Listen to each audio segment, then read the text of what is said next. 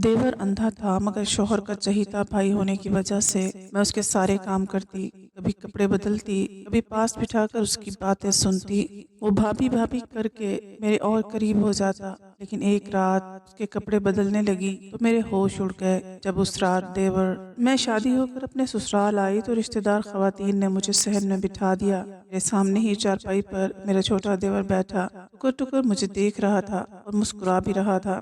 सरसरी सी नजर ही मेरी उस पर पड़ती थी। मुझे ये बात बहुत बुरी लगी कि वो टुकटुकी बांधे मुझे ही क्यों देखे जा रहा है। उस वक्त वो 17 साल का था, प्यारा सा लड़का था। लेकिन ऐसी हरकत 20 मिनट तक मुख्तलिफ खवातीन मेरे पास आती रहीं और मुझे मिठाई खिलाती रहीं, लेकिन मेरा देवर ना तो उठकर मेरे पास आया ना मुझसे कोई बात, बस सामने बैठकर एक टुक मुझे देखे जा रहा था। 2-4 बार मेरी उस पर नजर पड़ी तो मैंने उसे खुद को देखते हुए दिल में सोचा कि बड़ा ही बेशरम लड़का है।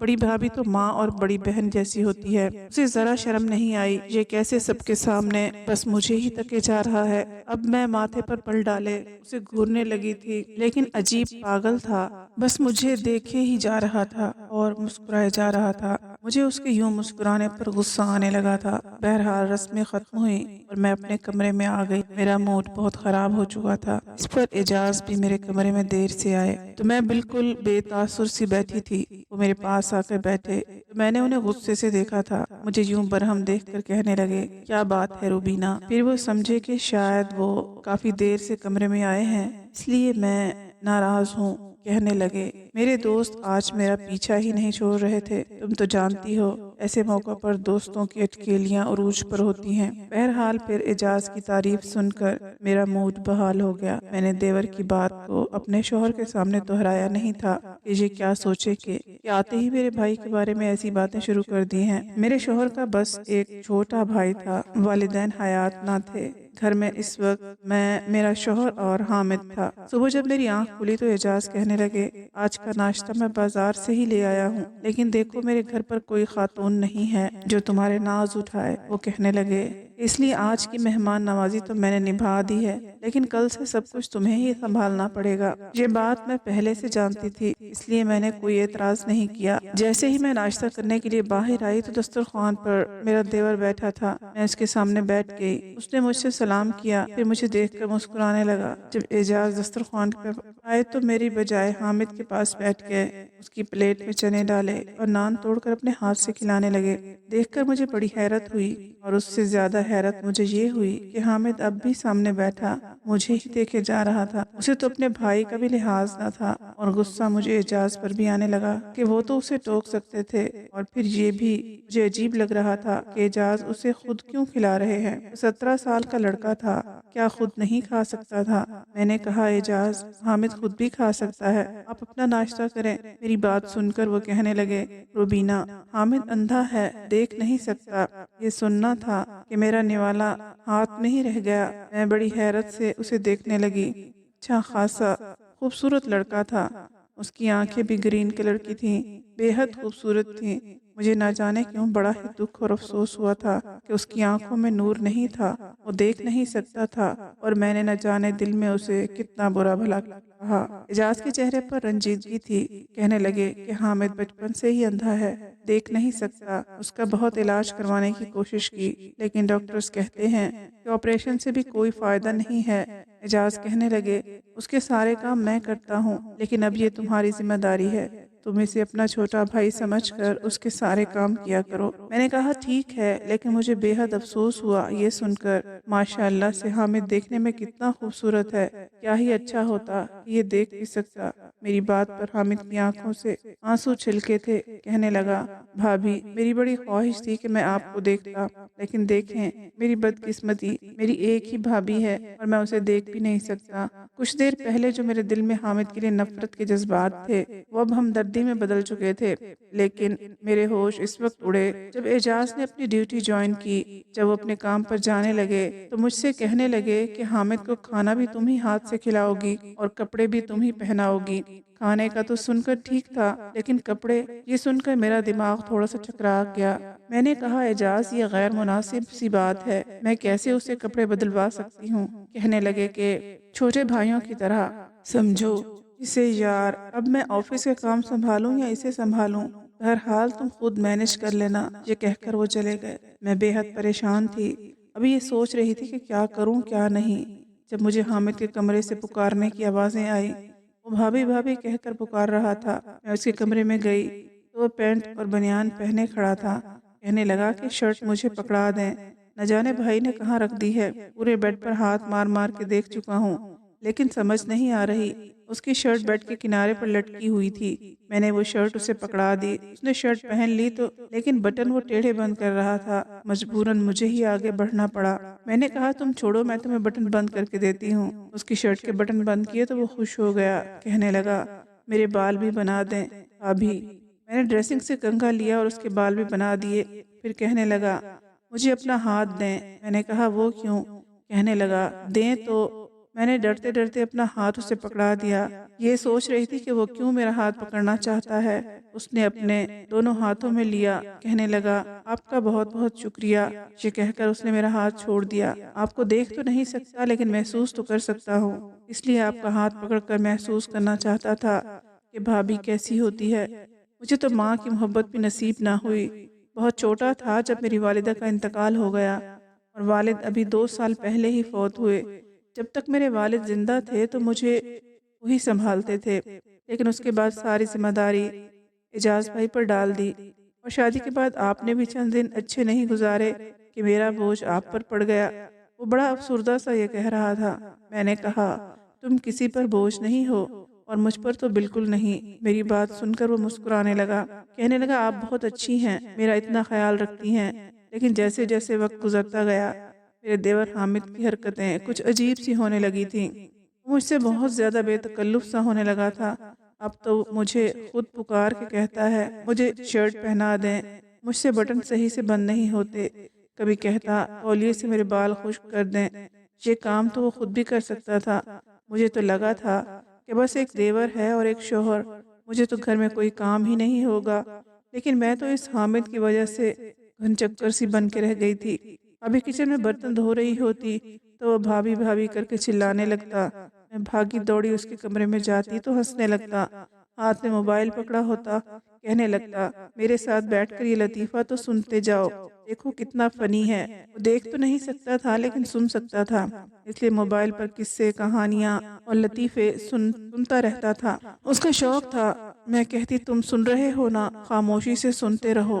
अब मुझे ये बताओ कि मैं बर्तन धो लूँ, खाना बनाऊँ, या फिर तुम्हारे साथ बैठकर लतीफ़े सुनूं। मैंने बड़े प्यार से उसे डांटा था और एहसास भी दिलाया था कि मुझ पर बहुत ज़्यादा जिम्मेदारियां हैं। मेरी बात सुनकर हंसने लगा। कहने लगा मेरे पास बैठें और मेरे साथ लतीफ़े सुना करें, आपकी तबीयत भी खुशबाश हो जाएगी। काम क्या है, छोड़ें काम को, काम कभी ख़त्म होते हैं। मैं उसके बराबर में बैठ गई। मैंने कहा अच्छा चलो ये बताओ तुम्हें भूख लगी है तो क्या खाओगे? वो हंसने लगा।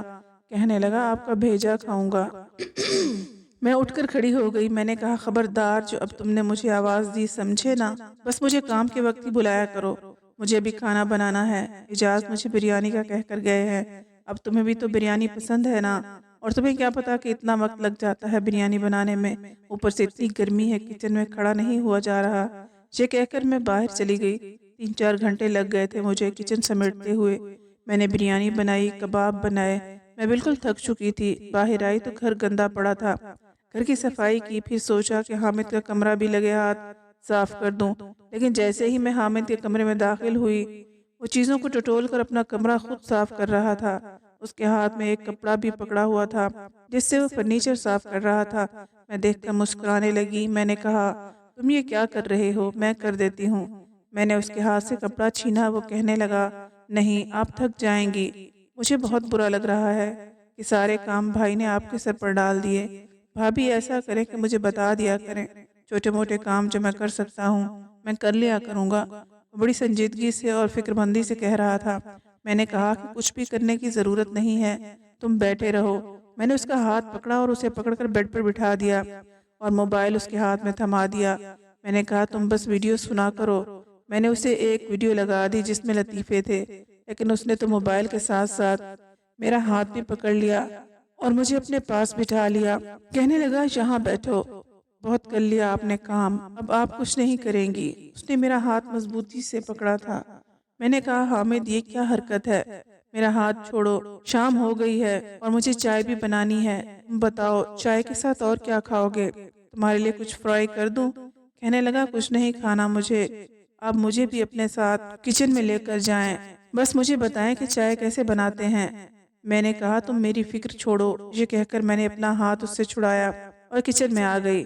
اس کے لیے چائے بنائی، شامی کباب بھی تلے، پھر اس کو چائے دی۔ کباب کھاتے ہوئے مسلسل میری تعریف کر رہا تھا۔ پھر ایک دن وہ ہوا کہ میرے ہوش اڑ گئے، مجھے صبح سے ہی بخار تھا، لیکن اعجاز کو میری کوئی پرواہ نہ تھی، مجھے بس بخار کی دوا دے کر چلے گئے۔ کہنے لگے کہ دیکھو تم بیمار مت پڑا کرو، میرا سارا گھر الٹا پڑ جاتا ہے، فٹافٹ سے بخار کی گولی کھا لینا اور کھانا گھر پر ہی بنانا، دوپہر کو بھی مجھے آفس کا بد ذائقہ کھانا کھانا پڑتا ہے، اور گھر آ کر میں بازار کا کھانا تو بالکل نہیں کھا سکتا۔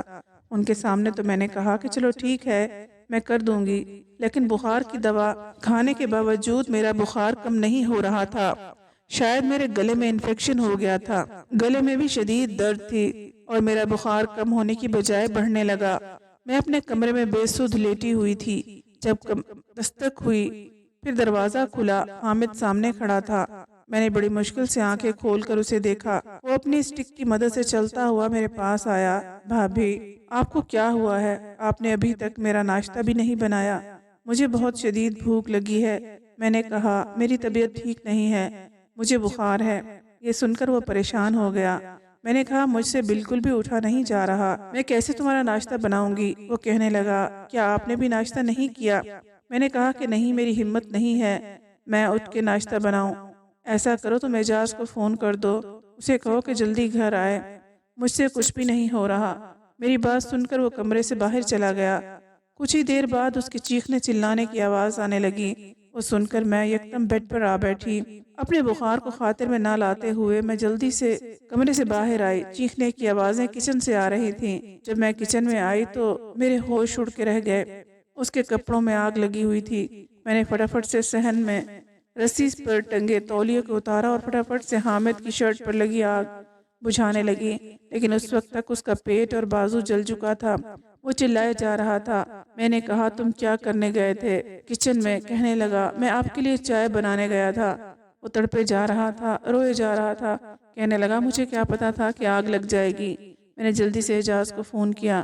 حامد تو یوں تڑپ رہا تھا جیسے اسے یہ تکلیف برداشت نہیں ہو رہی، اس کے پیٹ اور سینے کا گوشت جل چکا تھا، وہ تڑپے جا رہا تھا۔ اعجاز کو جب پتہ چلا تو وہ بھاگے دوڑے گھر آئے تھے۔ حامد کا پیٹ اور سینہ کافی حد تک جل چکا تھا، وہ روئے جا رہا تھا۔ اعجاز اسے ڈاکٹر کے پاس لے گئے۔ میں گھر پر ہی تھی اور پریشان تھی کہ جب مجھے اعجاز کا فون آیا، میں نے فوراً سے فون اٹھایا۔ میں نے پوچھا حامد کیسا ہے؟ وہ کہنے لگا اس کا پیٹ اور سینہ بری طرح متاثر ہوا ہے، میں نے تمہیں کہا بھی تھا کہ اس کا خیال رکھا کرو۔ یہ کہہ کر اعجاز رونے لگے، کہنے لگے مجھے بہت فکر ہو رہی ہے اس کی، اس سے تکلیف برداشت نہیں ہو رہی، وہ بری طرح سے چلائے جا رہا ہے۔ میں نے کہا مجھے بخار تھا، مجھے کیا معلوم تھا کہ وہ کچن میں چلا گیا، آنسو تو میرے بھی بہہ رہے تھے۔ اعجاز کہنے لگا میں ہاسپٹل میں ہی ہوں، تم میرا انتظار مت کرنا۔ میں نے کہا ٹھیک ہے۔ مجھے لگا کہ صبح تک حامد کو افاقہ ہو جائے گا، وہ ٹھیک ہو جائے گا، پھر گھر آ جائے گا، اس کا بہت خیال رکھوں گی، وہ چند ہی دنوں میں بھلا چنگا ہو جائے گا۔ لیکن جو خبر مجھے سننے کو ملی، میرے ہوش اڑ گئے۔ اعجاز نے کہا کہ حامد ہم میں نہیں رہا۔ یہ سننا تھا کہ میں رونے لگی۔ میں نے کہا اعجاز یہ آپ کیا کہہ رہے ہیں؟ اس کو بس ذرا سی آگ ہی تو لگی تھی، اسے کیسے کچھ ہو سکتا ہے، وہ کیسے مر سکتا ہے؟ میں روئے جا رہی تھی، رو تو اعجاز بھی رہے تھے۔ کہنے لگے آگ اس کے دل تک پہنچ چکی تھی، بہت کوشش کی ڈاکٹرز نے کہ وہ بچ جائے، لیکن اسے تکلیف بہت زیادہ تھی، صحیح نہیں جا رہی تھی۔ پوری رات میرا بھائی درد سے روتا رہا تھا، میرا ہاتھ پکڑے یہی کہتا رہا میں مرنا نہیں چاہتا، مجھے جینا ہے، مجھے بچا لو، ابھی تو بہن جیسی بھابھی ملی ہے مجھے، لیکن وہ جا چکا تھا۔ یہ ہم دونوں کے لیے بہت بڑا صدمہ تھا۔ مجھے اکثر گھر میں حامد کی بھابھی بھابھی کی پکارنے کی آوازیں آتی تھیں۔ میں بھاگ کر اس کے کمرے میں جاتی تو خالی کمرہ دیکھ کر میں پھوٹ پھوٹ کر رونے لگتی۔ مجھے لگتا ہے وہ ہنس رہا ہے، کہہ رہا ہے بھابھی چھوڑے سارے کام، میرے پاس آ کر بیٹھیں، میں آپ کو لطیفہ سناتا ہوں۔ چند ماہ بعد میں امید سے ہوئی تھی اعجاز میرا بہت زیادہ خیال رکھنے لگے تھے، لیکن یہ پورا عرصہ بھی میں نے حامد کی یاد میں روتے روتے گزارا تھا۔ وہ بالکل بے ضرر سا انسان تھا اور میرا بہت احساس کرتا تھا۔ میں خود کو کوس رہی تھی، کاش میں اٹھ جاتی، ناشتہ بنا لیتی تو وہ یوں نہ جلتا۔ میرے گھر بیٹا پیدا ہوا تھا۔ اعجاز بہت خوش تھے، کہنے لگے نام تم اپنی مرضی کا رکھو۔ میں نے کہا مجھے اس کا نام حامد رکھنا ہے۔ میری بات سن کر اعجاز کی آنکھیں اب دیدہ ہوئی تھیں۔ میں نے اس بچے کو سینے سے لگا لیا۔ میں نے کہا اللہ تعالیٰ نے ہمیں دوسرا حامد دے دیا ہے، یہی اب ہمارے غموں کا مداوع کرے گا۔ امید ہے آپ کو ہماری آج کی کہانی پسند آئی ہوگی۔ مزید کہانیوں کے لیے ہمارے چینل کو سبسکرائب کر لیں۔ اگلی کہانی تک اجازت دیں۔ اللہ حافظ۔